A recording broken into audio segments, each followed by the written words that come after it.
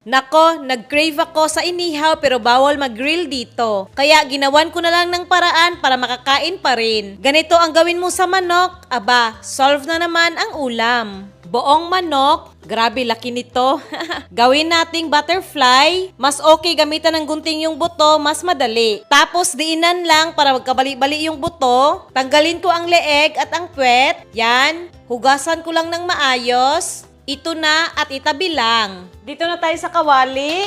Yung buong manok. Oh, maglagay ng sibuyas, bawang nakasama balat, sili optional, pamintang buo, dahon ng laurel, isang chicken cube, 500 ml na cola, pwede ka gumamit ng Pepsi. Buhos natin to lahat. Tapos Sprite, charot, tubig to. 500 ml rin para malublob lang yung manok. Yan. Buksan ang apoy at hayaan muna natin kumulo. At ito, nagsisimula ng kumulo, oh. Hinaan natin ang apoy at tatakpan natin to ng 15 minutes. At ito na, after 15 minutes, at para kabilang side naman yung maluto, babalik ta rin natin to. Oh, be careful lang. Yan. Tapos, takpan ulit natin ng 15 minutes. Pagkaraan ulit ng 15 minutes, so 30 minutes lahat, no? Hanguin muna natin to. Yan na, oh. Itong sabaw, ito na yung gagamitin natin na sauce. Tanggalin ko lang yung mga ricados. Ito na, malinis na, oh. Lipat ko lang sa maliit na kawali. Malasa na to. So, titimplahan ko lang ng konting toyo. Yan, 2 kutsara. 2 kutsarang ketchup rin. At 2 kutsarang oyster sauce. Haluin. Tapos, pakukuluin natin to.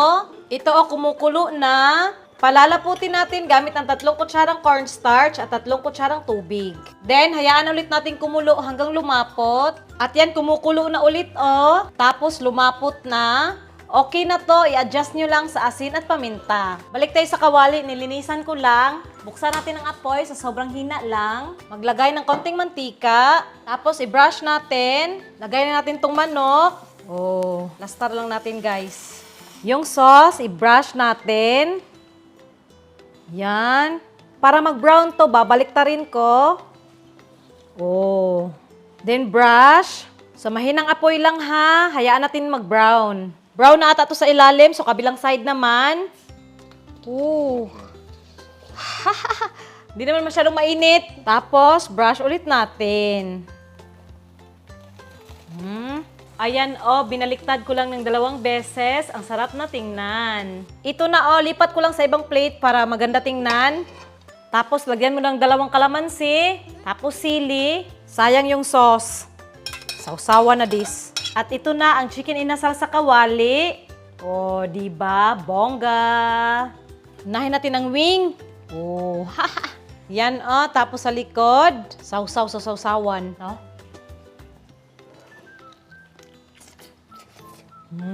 Sarap. Parang lechon manok. Yan, oh. Napakainit. Sausaw mo sa sauce. Tapos kanin. Kain, guys.